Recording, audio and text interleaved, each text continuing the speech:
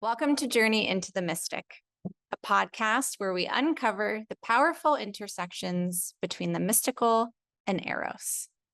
Eros is that which connects.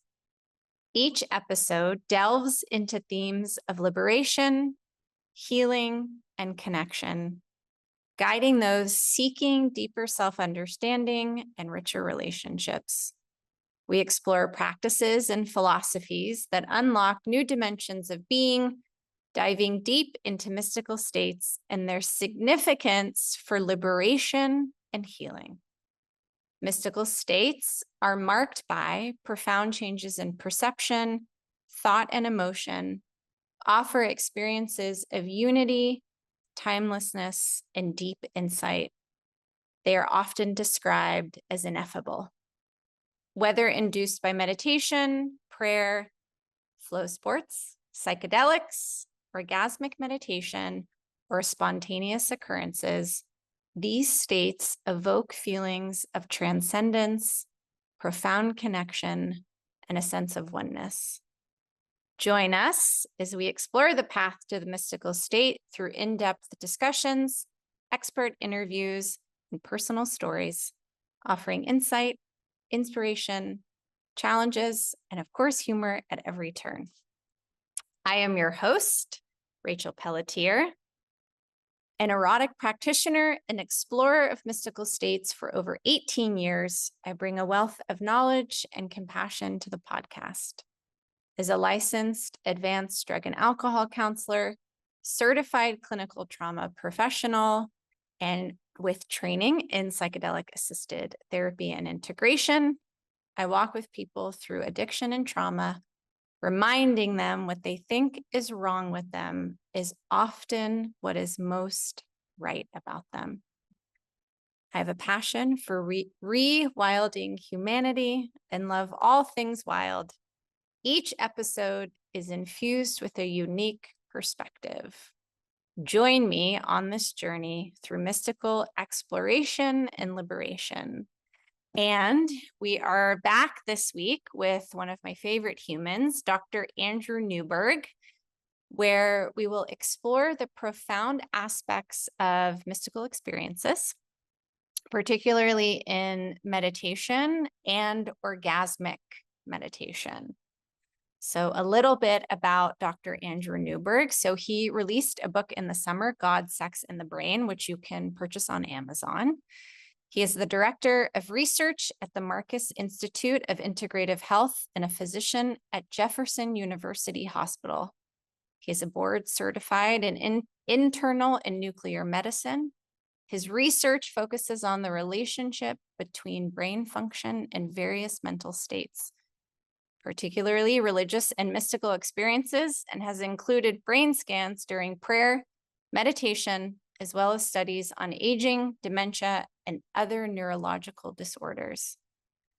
Dr. Andrew Newberg conducted a groundbreaking study on the impact of orgasmic meditation on the brain using a PET fMRI technology. He has published over 250 peer-reviewed articles and 14 books, 15 with his new one, presented his work globally, and appeared on numerous media platforms, earning recognition as one of the most influential neuroscientists alive today. And without further ado, here is Dr. Andy. I am interested in terms of how the brain works with mystical states in general. And so maybe some would ask if we're hardwired, maybe some would ask if the brain just naturally is attuned to it. I think you would say, you know, we're building a way for the brain to be able to access it. But I would love for you to say more, just both in your experience and your research, what you have found and how you might explain it to people in terms of how the brain works when it comes to mystical states.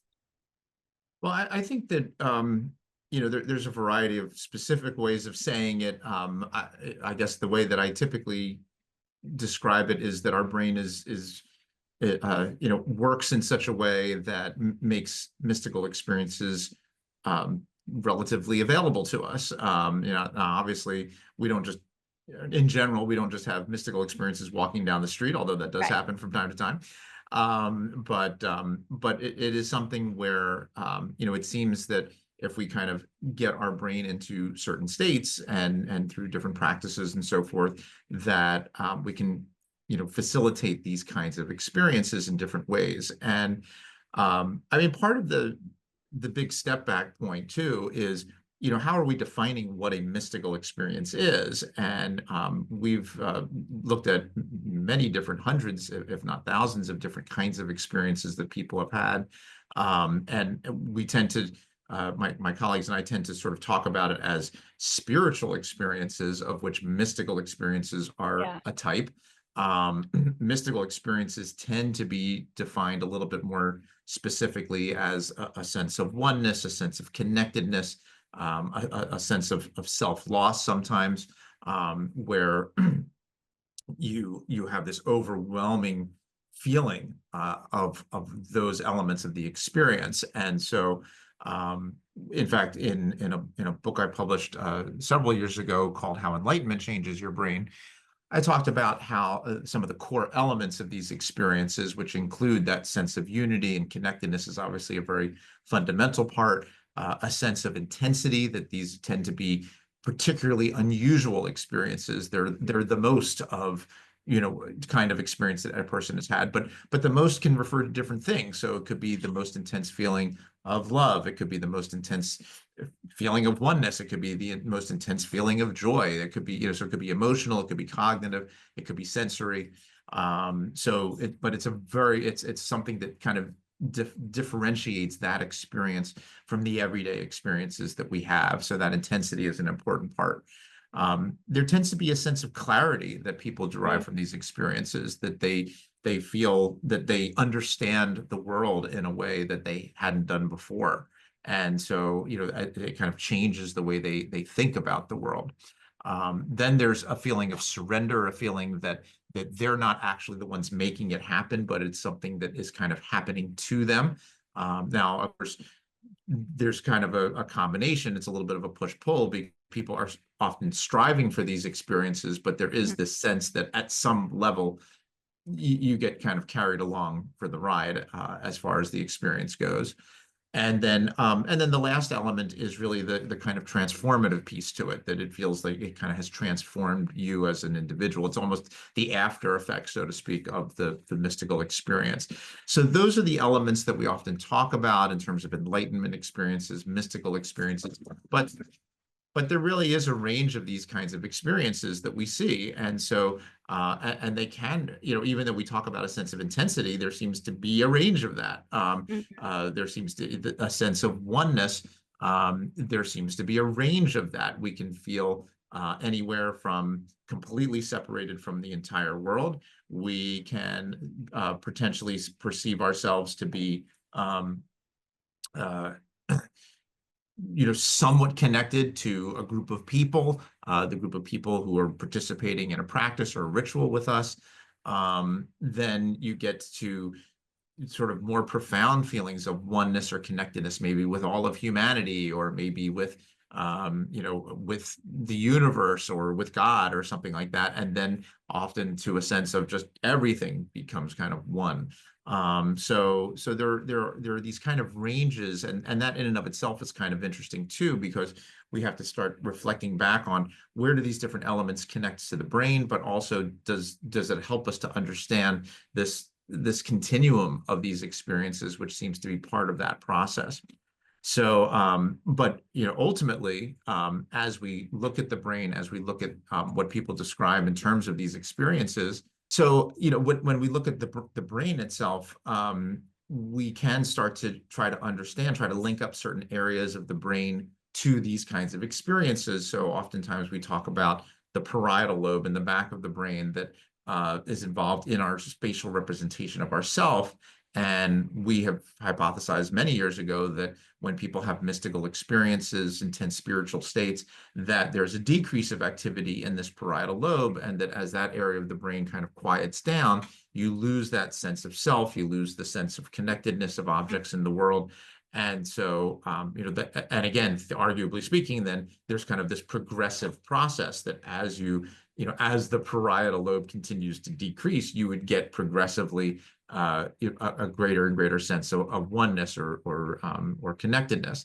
Now, again, I mean, these are larger questions for us to continue to evaluate in research, even though, we've scanned 400 or 500 different people doing all different kinds of practices.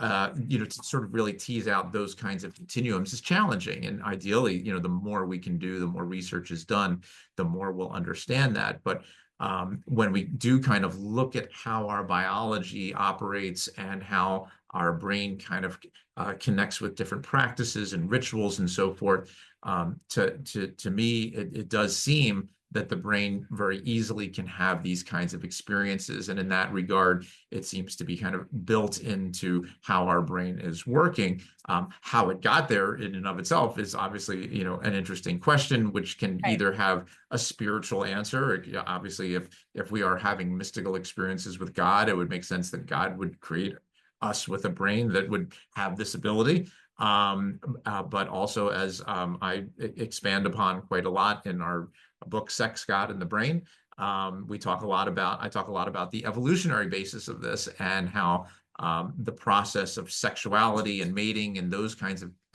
rituals and experiences really connect very well with the various religious and spiritual experiences and rituals that people partake in. And so I think that there's a lot for us to learn, but we can really see how these connections start to form in our brain, and maybe even have a basis of hundreds of millions of years going back to sort of how animals connect with each other to help us understand how we connect with the universe and or with God. This is so great. I have so many follow-up questions. I'm going to start with two. Okay, so one is, you talked about the parietal lobe, and I hope I say this correctly. So when people are accessing mystical states, spiritual states, enlightenment states, right, we can kind of say that's the common thread.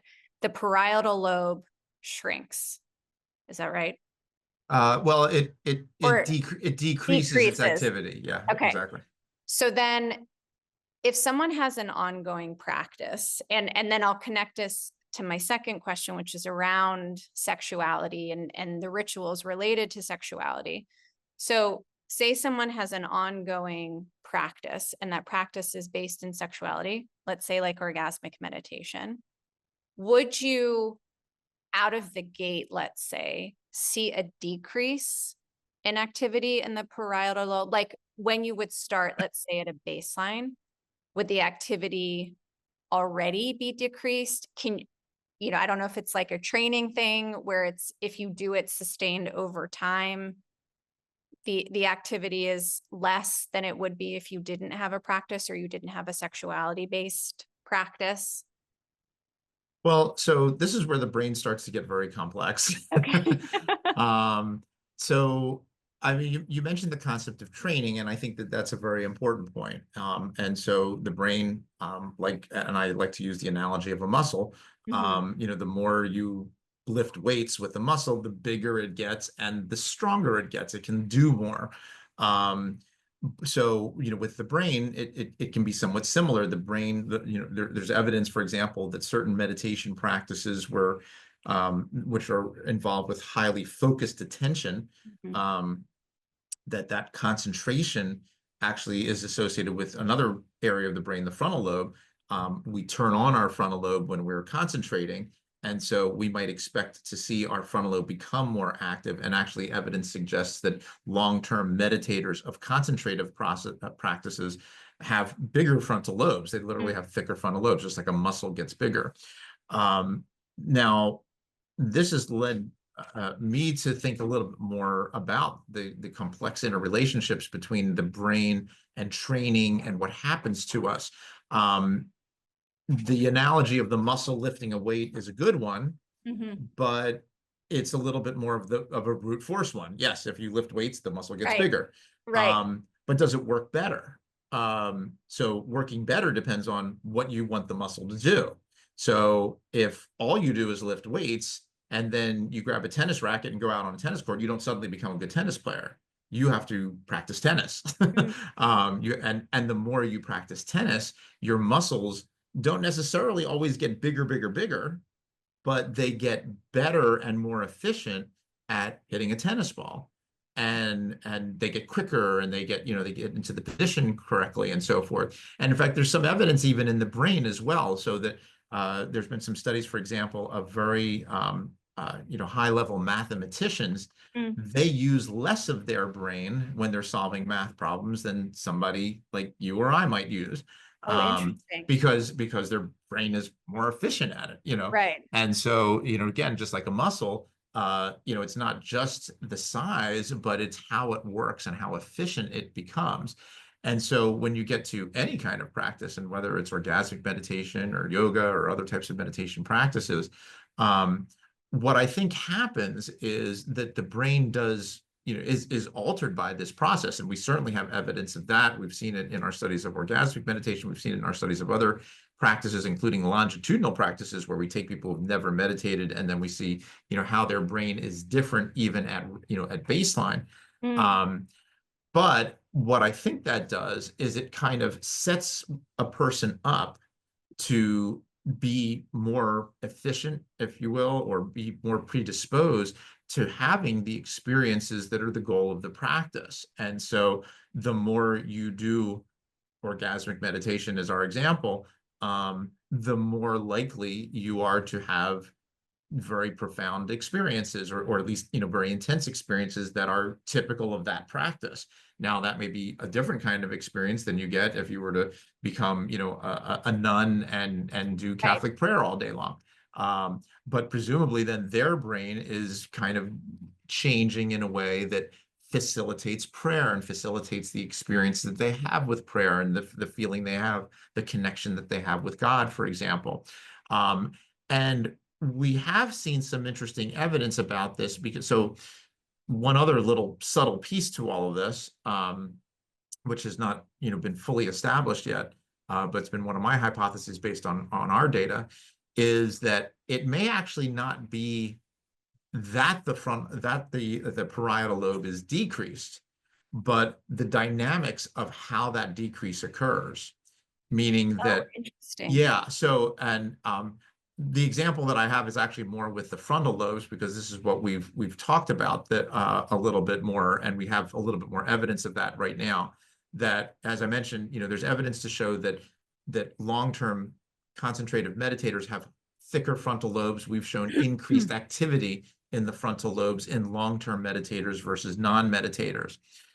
What we've also found is that in certain practices, that and Om is one of them, that the frontal lobes can also decrease at kind of the the quote unquote peak experiences, which I think is associated with that one core element that I mentioned earlier, the feeling of surrender. Yes. So we concentrate, we focus, we're very intently processing something, and then we get into this kind of flow state, this kind of it's taking us over. We're not the ones making it happen. Well, when that happens, theoretically, the frontal lobes, which are the part of our brain that helps us to do things purposely and concentrate and all that, they would theoretically decrease.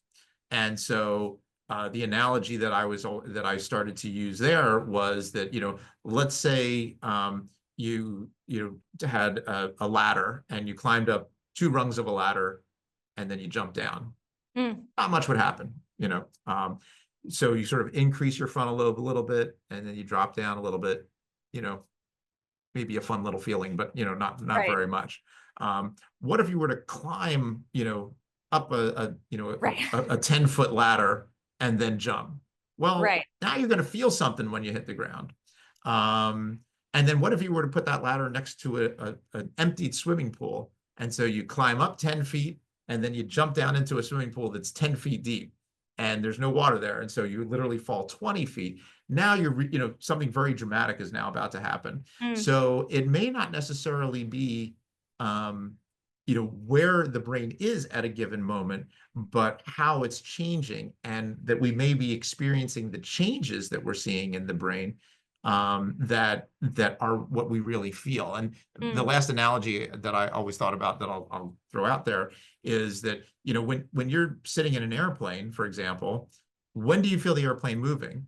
Well, when you're at 30,000 feet and you're going 600 miles an hour, you actually don't really feel like you're moving very much. Right. You feel Totally. you're moving when you take off and when Yes. you come When you in. land. Right. Yes. So it's the Totally. dynamics of what's going on that I think ultimately is going to prove to be more relevant than just where certain, it's not that the area of the brain is decreased, but what it's doing and how it gets there. Mm. It's probably some combination, and it's always a combination with the brain, but I think that, that has a little bit more to do then with your question about the nature of, where does the brain sort of get to in Yeah. terms of training, that it sort of changes the way the brain operates so that it can, one, continue to do that practice more easily. And obviously, whatever practice one does, the first time you ever tried it, it feels weird. It's awkward. It doesn't make Totally. sense. What are you doing? And again, whether that's orgasmic meditation or mindfulness or whatever, it always feels a little odd.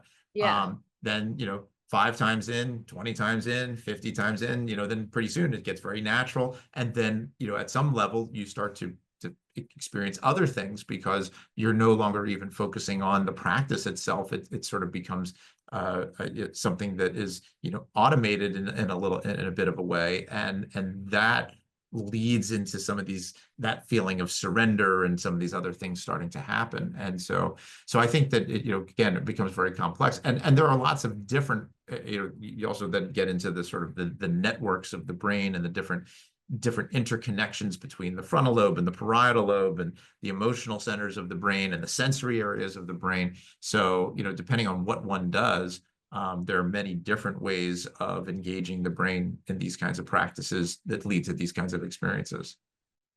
This is fascinating. What would you say, and maybe we don't know this, but one of the things I'm curious about when it comes to orgasmic meditation specifically is because it's a partnered practice, what happens between both people? So there's an experience that I'm having, right? Right. And there's the experience that the stroker is having, which are different but complementary Right. experiences.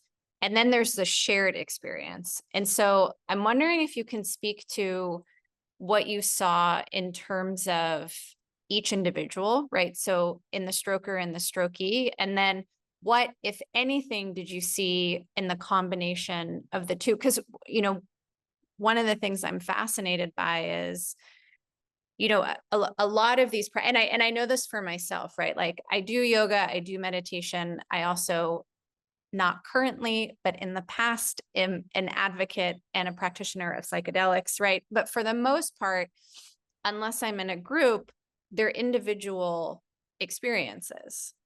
Right. Whereas orgasmic meditation is a partnered practice. So, Right. one of the questions is, okay, well, there's my mystical experience I'm having, and there's my partner's mystical experience that they're having, but are we also having a shared mystical experience? And if so, how does that work in the brain? Right. Well, yeah. So, uh, um, I mean, the orgasmic meditation does have an interesting niche in that regard, because what you're talking about is, um, is a paired practice. So, I mean, you think about practices in general, you have individual practices, which is what a lot of practices are, and just in Mm-hmm. their house, or person meditating and they're just focusing on themselves. You have something like orgasmic meditation, where it is a very specifically paired practice. As you mentioned, it's two people who are interacting with each other. And then you have group rituals, which are many Yeah. people practicing together. So actually, yeah, orgasmic meditation also has this kind of unique little fit in between the individual practices and the group practices, because it's a group practice, but it's a very, very Right. small group. um, and a lot has been conceived of in terms of what's going on there. One of the advantages of studying something like Om is that you can, as we have done, and we can talk about in a second, but in our study that we did with orgasmic meditation, we did look at both people's brains. Yes. Arguably speaking, we could go to a church or a synagogue or a mosque and try to, hook up, 20 people's brains and see if they kind of connect with each other, resonate with each other. There's certainly evidence that human brains do resonate with each other, especially when they're kind of in communication and connected to. Obviously, if you're sitting in some house of worship and people are singing a hymn, there's a rhythmic element to that, and to some degree, everyone kind of gets entrained into that rhythm. So theoretically, we would see similar kinds of stimuli going on in the brain itself, in the auditory cortex, maybe in the in the visual areas of the brain, maybe what they're saying, and then you kind of get into lockstep where everybody's kind of doing the same thing. But that also then has the ability to affect these areas of the brain, including parts of the parietal lobe, because the parietal lobe is not just the spatial representation of ourself, but the whole point of that is how that self fits within the social framework of the world. And so there's actually very specific social areas in the parietal lobe that are part of that whole process. So when you say when one says, I feel connected to, X, what we are designed to be connected to is each other. So we're designed to be connected to our family members, to a loved one, to a mate, to a child or whatever. And so when that becomes extrapolated to the group, to God, to the universe, whatever, then you have these kinds of expanded perceptions of the self to other in a kind of social context. And actually, there certainly a lot of people think about God in a kind of social context, in terms of having a relationship with God. So, now, going back to the specifics of the question. So when we looked at people who were engaged in orgasmic meditation, I think the findings that we reported were, very much what we would hypothesize based on what we know about orgasmic meditation, in that in our study, we had the stroker was always a male, the strokee was always a female. And so the females in our study, did have different changes going on in their brain, similar to some of the things that we just talked about, changes in the parietal lobe and frontal lobe and so forth. The males who were involved in the process had changes slightly, it was a slightly different pattern, but still, there was overlap. So again, there was sort of this sense that they were engaged in the same kind of practice. They were having similar kinds of experience, similar experiences, but complementary experiences. They weren't exactly this, was certainly not exactly the same. And that would be expected. And then what we also looked at was how, whether or not there were areas of the brain that, in the two individuals that actually had some registration to each other, some correlation with each other. And we did find that, we did find that that certain areas seem to correlate with each other, that that helped us to kind of understand what that connection would be. And for the most part, these were some of the social areas of the brain. So when people did have these kinds of experiences and were engaged in the OM practice, there were areas of the brain that correlated with each other, that, again, it had to do with some of the emotional areas of the brain, an area of the brain called the insula, for example, as well as an area of the brain called the precuneus, which is part of the parietal lobe, and it's one of the big social areas of the brain. So, so I think, that speaks to this idea that it really has a kind of social, it really focuses on a social person-to-person connection.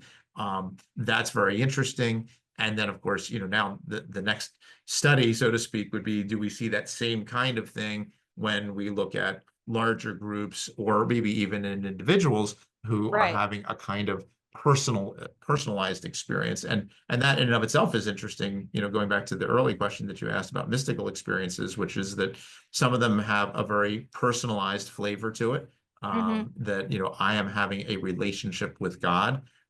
Others have more of a non-relationship. There's no me, there's no, everything's just one, or something like that. So it again, and one would expect to see slightly different changes going on in the brain depending on what that person felt. And yet people call all of them spiritual experiences or mystical experiences. Yeah. It's so, there's so much, and it's so fascinating. And then how would you say all of this relates to, let's say, like sexuality versus non-sexuality practices? Mhm. Like, do you see distinct markers? You know, is the onset faster, slower? Well, I mean, taking a big step back again, in Sex, God, and the Brain, I talk about sort of the whole theoretical basis of why Right. I was very interested in studying OM in the first place, because of the early work that I had done with my colleague Jean DeQuilly, Dr. Eugene DeQuilly, who was a psychiatrist and also an anthropologist by training. And so he had done a lot of work looking at rituals and how rituals evolved in human beings, and looking at the idea that, well, if human beings have rituals, they must have evolved from animal rituals. And animals do have a lot of rituals, but they're all mating rituals. So Right. theoretically, all human rituals, whether they are mating rituals, which human beings obviously have as well, or other types of rituals, educational, political, religious, and so forth, whether they all kind of evolved out of a kind of an expanded experience of what are fundamentally mating rituals. Mhm. And I think that makes a lot of sense, because we are still always talking about, if you kind of compare those core elements that I just mentioned earlier about mystical experiences, the sense of unity. Well, when one mates with another, you have Right. a sense of oneness with that person, sense of intensity, absolutely. Totally. Uh, um, a sense of clarity is an interesting one. I mean, because obviously in human beings and in a number of animals, that clarity has to do a little bit with how we perceive our relationships in the world, and the Mhm. idea of who we connect with. And so, I mean, as they always say, sex changes the relationship, because now it's Yeah. like, okay, this is the person that I'm supposed to be with, or whatever. So, so there is this sort of sense of, this is what I need to do now, in order to continue on in life, or continue on with this individual. And of course, with sexuality as well, with sexual experience, there is that sense of, even though there's this engaged process, at some point, especially as a person achieves climax, you don't control it at some point. It just Mm. it is something that kind of takes you over. So so I think that there's a lot to be said for this relationship between sexual experiences and sexual practices and spiritual practices and experiences. And again, certainly elaborate on that in the book. um as far as it's always becomes more challenging to start comparing practices in terms of ease, difficulty. I mean, there may be some people who respond great to some practices and not to others, and so forth. But certainly, sexuality is something that is inherent in all human beings, and Yeah. leads to very powerful experiences very quickly. So one, would certainly anticipate that, if you had sort of the choice of achieving a mystical experience through doing Om for a few times, versus spending 30 years in a monastery in Tibet, meditating, um, Right. one might go the quicker route. But again, there's other parts to this, which then you get into, the kind of the more philosophical or even theological, which is which ones have meaning, and which ones, what does one learn from these experiences. And so, could one argue that the experience that one has through orgasmic meditation is more profound, less profound, just different? Yeah. That it gets very hard. I mean, in my world of neurotheology, I try very hard never to make direct comparisons, because I really believe this, that I don't think there's one approach that is the right for everyone. Totally. And so we were talking about psychedelics earlier, and psychedelic people who have psychedelic experiences, some people have incredible spiritual Yeah. experiences, some people have bad experiences. So so it's, and of course, if you have a if you're a college student who goes to a party and has some mushrooms or something, magic mushrooms, and you have some crazy experience, probably not going to, you may not necessarily refer to that as a mystical experience, or Right. certainly it may not necessarily have any profound spiritual influence on your life. Maybe it will, but probably less likely. Whereas if, a lot of the research that's being done with psychedelics really tries to create an environment and a context for that, which is, which hopefully would lead to a more profound kind of an experience. So, context matters, prevailing, the existing belief system matters.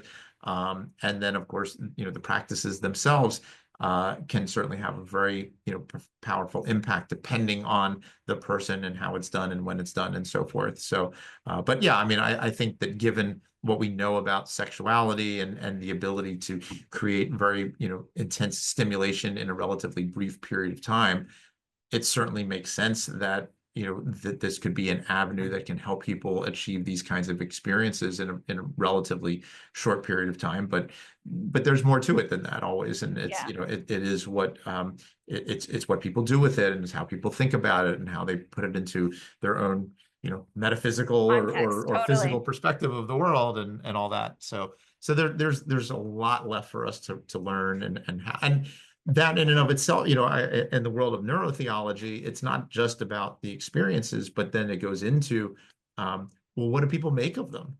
And what is it that makes one person have a spiritual experience?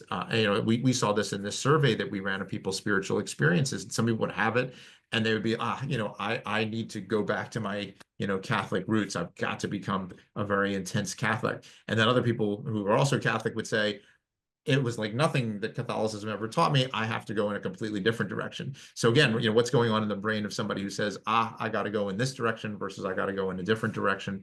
How much does the existing beliefs and ideas that a person has, how did that take them down one path or another? And these are the fascinating questions for us left to figure out. Yeah. Yeah. This is great. Okay, so maybe I'll ask this last one in closing, and we can have a part 2 if we'd like. Okay. Why do you think sex is not respected as a legitimate way to access the mystical state?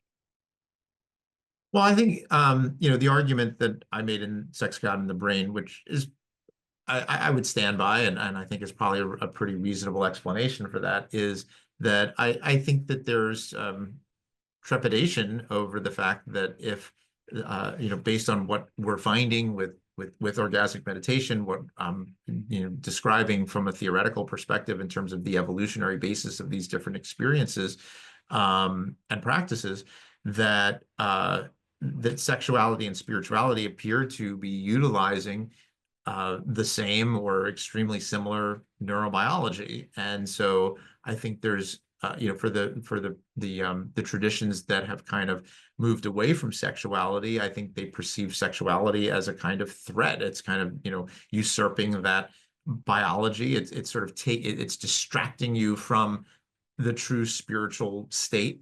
And again, that really gets into more of a theological perspective, I guess, more than anything.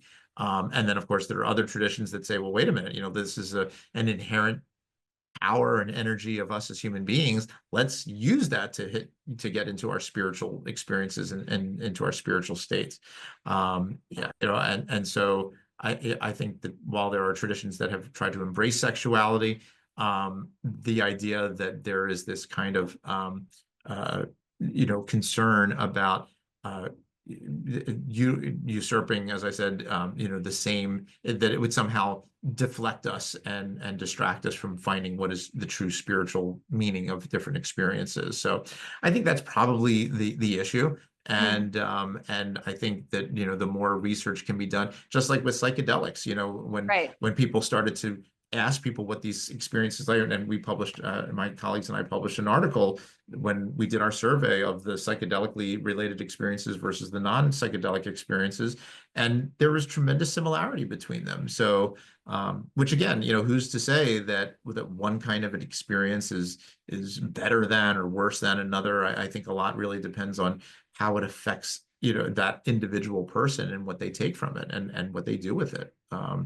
So, I mean, ultimately, all of this, at least in my me personally, is it's about trying to understand the nature of reality, and that to me is always what is so fascinating, is that we all have our individual perspectives, and so it's a matter of trying to understand those different perspectives and where they come from, as opposed to trying to say that, well, one particular perspective is better than or worse than. And again, even from an evolutionary perspective, one of the things that kind of got warped even in the idea of trying to understand what Darwin was talking about, is that it's not that there is a better kind of animal or a worse kind of animal. It's a better for the moment kind of animal. Right. Yes. It's a more adaptive animal in the moment. And, human beings obviously have taken over the world. But if we ultimately blow ourselves up and then, cockroaches take over the world, well, were cockroaches better than human beings? Not necessarily. They just Right. became more adaptive at some point, when human beings were no longer as adaptive. So, and there's always these profound balances I talk about this in the book also, Sex, God, and the Brain, where, sexuality, spirituality, these can all be things that are wonderful and, fulfill a person's life and connect people and create intimacy and love and compassion and so forth. And they can also lead to, great harm. So, sexuality, obviously, and that's probably the other piece to the answer to your question, which is that, unfortunately, because sexuality is such a driving force of humanity, it can lead to things like, like the Catholic child sexual abuse and things like that, so it can lead people to doing bad things with sexuality. And I guess the people who are spiritual are trying to avoid that, without realizing that spirituality has led to lots of bad stuff too. Totally. So I Yeah, think it's the nature of us. yeah, totally. It's like they say in Buddhism, aim your attention toward bodhicitta, toward, doing to be of benefit in the world. And so, Right. My question always is, what would happen if the sexual impulse was liberated? And in that liberation, it was aimed toward creation. It's Right. we all come from the creation of the sexual impulse. And so they're just Right. really fascinating questions to think about. Right. Yeah. Which I think, and I don't know if you can speak to this, but do it in my experience, but also just in my opinion as someone who's a researcher of orgasmic meditation, it cultivates empathy. And when there's empathy, I can actually sense the impact that I'm having on you. And if I can feel the impact I'm having on you, then if I hurt you, I am also feeling that hurt, which means it's going to change my behavior. It's going to change my tone. It's going to change my interaction. It's going to change my intention. Right. And, and so again, we're kind of back to this ongoing inquiry, which is, if you put sexual practice or sexual ritual kind of back into its rightful place, part of the benefit is then you have human beings who have empathy. Right. Oh, absolutely. And actually, several of my books, How God Changes Your Brain, and we did a book called Words Can Change Your Brain. We talk a lot about compassion and empathy. And to your point, it is, as with everything, it is trainable. Yeah. Obviously, some people will have more empathy than others. Every characteristic of humanity exists on some kind of, bell curve of some kind. But it is a trainable thing, and it is something that, if you can do a practice like Om, or I know a lot of people do like something called loving kindness meditation, where you do your best to sort of foster love and compassion and listening and understanding and so forth. Those are those social areas we were talking about earlier, the parietal lobe, that precuneus and so forth, some of these areas that help us to perceive what other people are thinking and feeling. And yeah, it makes it hopefully helps people to become more sensitive and more able to understand what that is. So there's certainly the opportunity there to be able to do that and to try to create that a greater sense of compassion through those kinds of processes. Yeah. This has been wonderful and fascinating as always. Thank Thank you. you. And thank you for everyone to watching our newest episode of Journey into the Mystic. And we will talk to you soon. Thanks, Dr. Andy. Thank you. Yeah, bye.